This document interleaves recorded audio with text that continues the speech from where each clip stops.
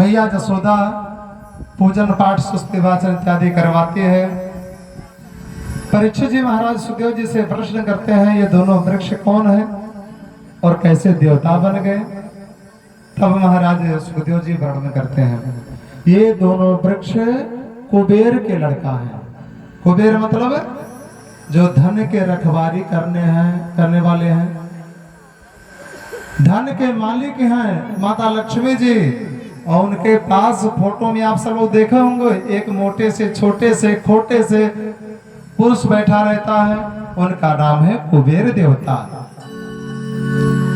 कुबेर देवता के दो पुत्र हैं, नल कुबर मणिग्रीव, जो कैलाश पर्वत पर भगवान भोले बाबा के गढ़ में शामिल हो जाते हैं, महान पदवी पर प्राप्त हो जाता है, घमंड आ जाता है। एक तो देवता का पुत्र, दूसरा भगवान शंकर जी के गढ़ के रूप में पदवी प्राप्त हो जाता है।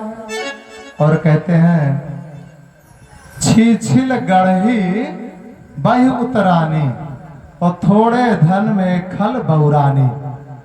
छीछिल गढ़ही जो होता है, थोड़ा सा धन मिल जाता तो पगला जाता हो। एक बार महाराज क्या भर गया, क्या भर गया? देखिए तालाब भर रहा है, भी भर रहा ना, तालाब भर गया। अब तालाब सोचने लगा कि सबसे धनी तो मैं हूं, क्योंकि मैं भर गया, मेरे अंदर अथाह जल है। एक दिन वही तालाब जाकर के समुद्र से कहती है, देखो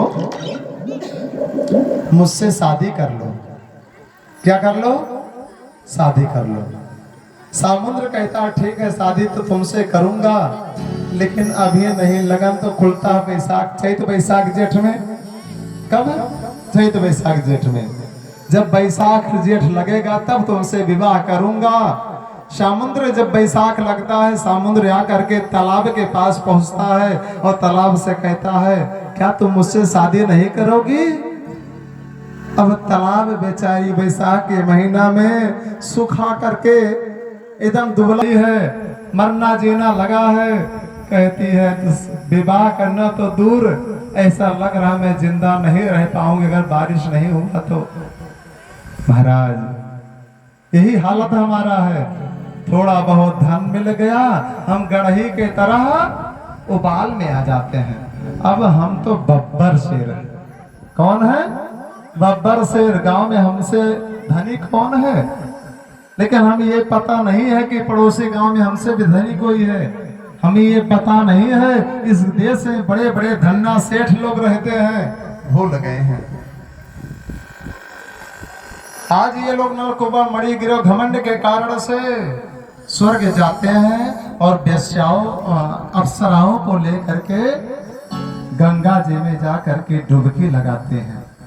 कहाँ?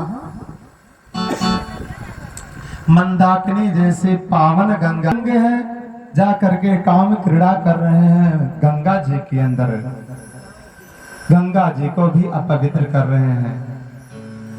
नारद जी उधर से आ रहे हैं अपने बीड़ा बजाते हुए, करताल बजाते हुए, श्रीमन्नारायण श्रीमन्नारायण